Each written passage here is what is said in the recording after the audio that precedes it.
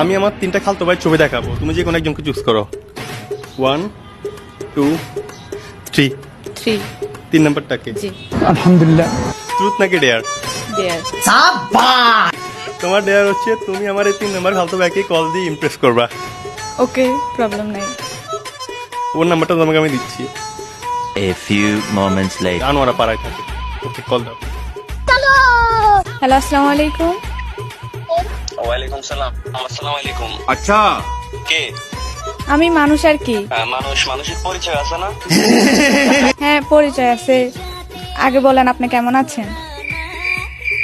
এই তো আলহামদুলিল্লাহ ভালো আছি। আপনি কেমন আছেন? জি আমিও ভালো আছি। আপনি কলেজে যান নাই? না যাই নাই আজকে। কেন? না আপনাকে সবসময় কলেজে যেতে দেখি তো তাই। ও আচ্ছা, আপনার পরিচয়টা দিলে একটু ভালো হতো আর কি। এখন বলতেছি কি কালকে মিট করবেন?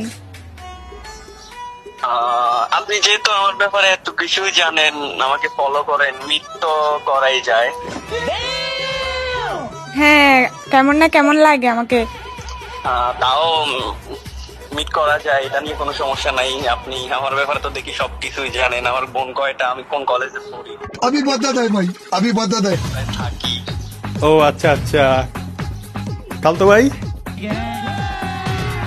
কিরে? আমি হাসান বলতেছি আর কি।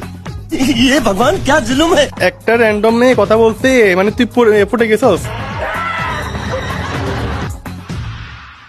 আরে মামা না, মামা ওই আমার ব্যাপারে তো মানে কিছু আমি জানে একটা না। মেয়েকে আমি এই জন্য প্র্যাঙ্ক একটু দিয়ে বললাম আর কি, বেশি তুমি ভালো। তুমি আমার খালতো ভাইকে একটু ইমপ্রেস করার চেষ্টা করো। ওরে তুই চিনস না, একটা মেয়েকে জানোস না, তুই পটে গেলি।